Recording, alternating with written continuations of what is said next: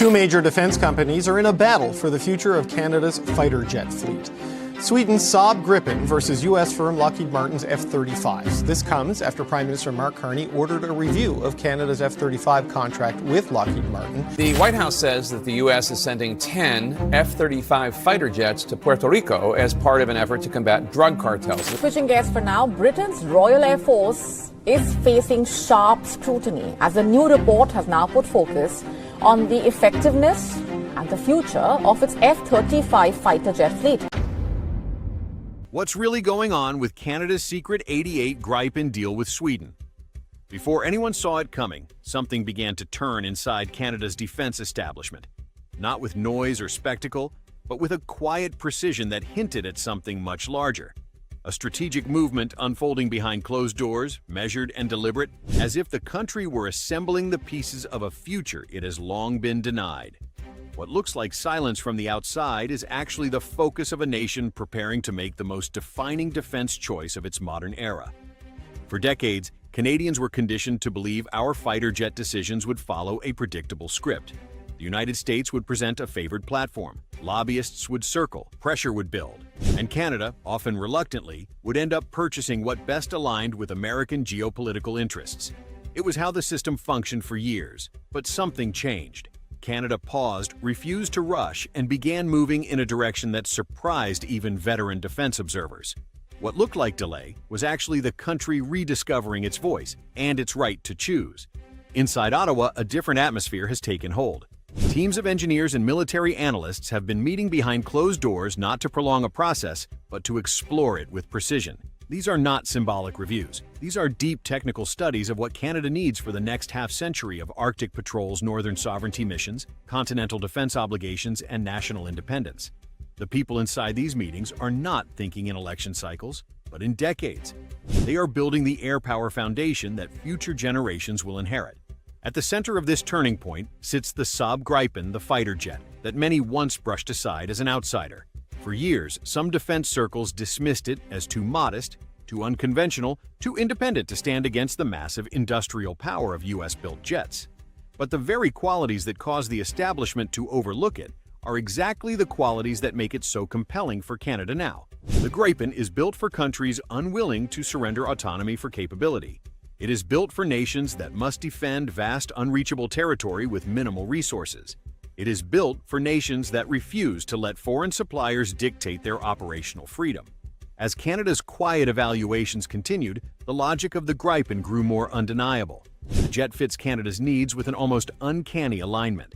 It takes off from short, rough runways. It performs in freezing climates. It requires only a small support crew. Its operational costs are some of the lowest in the world. And most importantly, Canada would control it. Not partially, not symbolically, fully. No foreign locks, no mandatory American approval for software changes, weapons integration, or mission profiles. It is hard to overstate what that means for a country long seeking greater strategic autonomy. 88 aircraft. That number carries far more weight than it appears on paper. To many, it is simply the size of the next fighter fleet. But to Canadians who remember the rise and fall of our aerospace ambition, it represents something deeper. It is the promise that Canada will not simply buy someone else's technology, but potentially shape, build, and partner in it. It is a declaration that our northern skies will be protected by jets tailored for Canada, not for the needs of another superpower. This is why Sweden's approach has resonated so strongly in Ottawa. Stockholm did not arrive with a traditional sales pitch. They arrived with an offer for partnership unlike anything Canada has seen before. Shared development, shared engineering, local assembly, technology transfer, industrial investment. Rolls-Royce joined these discussions with proposals to bring engine production research programs and aerospace innovation directly into Canadian cities like Montreal and Winnipeg. What began as a fighter evaluation turned into the possibility of rebuilding a national aerospace legacy. What outsiders see as silence is simply the government shielding this process from the immense external pressure that always comes with a defense choice of this scale. Washington has enormous influence in Canadian defense circles, and the makers of the F-35 have long been seen as too powerful to challenge. But Canada is not bending this time. Political pressure cannot override the reality of our geography or the needs of our military. If the country chooses the Gripen, it will not be because of Swedish charm, but because the aircraft fits Canada's operational realities better than any alternative. That clarity sharpened even further when Switzerland quietly shared internal findings from its own evaluation of the F-35. Hidden lifetime costs far higher than advertised, extensive maintenance demands, deep software restrictions, limited operational flexibility, a platform that delivers incredible capability, but at the price of absolute reliance on U.S. control systems, logistics, and approval channels. If Switzerland, with its resources and precision, found these issues concerning Canada, could not ignore them. At the same time, global events forced Canada to rethink its defense posture entirely. The Arctic became a strategic hotspot as Russia expanded its northern patrols and China increased activity across Pacific routes. Finland joined NATO, Sweden joined NATO. Suddenly, a Nordic-Canadian defense ecosystem emerged as a real possibility. These countries share the same challenges Canada faces: harsh weather remote bases, long borders, unpredictable conditions, and the need for independence. As these realities converged, Canada and Sweden formed a natural alignment, and so the meetings intensified. Technical delegations traveled quietly between Ottawa and Stockholm. Rolls-Royce deepened its commitments. Swedish export reports began listing mysterious North American project categories. Senior Swedish officials made carefully worded public hints about a major Western partner preparing for a Gripen decision. Canada was at the center of those signals. This process is not a simple procurement. It is a redefinition of how Canada sees its place in the world, a move away from dependency towards strategic autonomy, a shift from buyer to partner, from follower to builder. And the silence around the decision is not secrecy for secrecy's sake. It is protection, because the moment Canada publicly announces its direction, intense political counterpressure will erupt from Washington, from defense industry giants, and from the many institutions invested in keeping North American procurement predictable and American-led.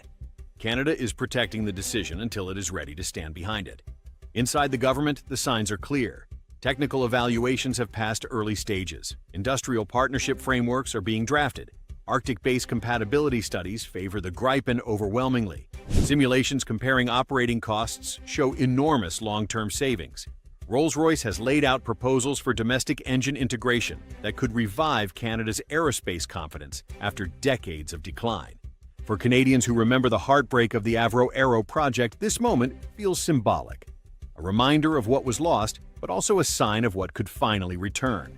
A fighter program that does not diminish Canadian engineering, but elevates it. A defense decision rooted in independence rather than obligation. A chance to rewrite a chapter that has haunted the country's industrial memory for more than 60 years. If the Gripen is chosen, Canada would join a new kind of air power alliance built not on size, but on shared resilience, shared climate challenges, shared operating philosophies, and shared values. A Nordic-Canadian cluster that stands as an alternative to the centralized American model and gives mid-sized nations a voice in shaping future combat technology. This decision would not just strengthen the Royal Canadian Air Force, it would shift Canada's global identity. It would signal that we are no longer resigned to being a junior partner, but determined to build a future driven by our own needs, our own industry, and our own strategic judgment. As the final stages approach, the real meaning of the 88 fighters becomes unmistakable. They are more than aircraft.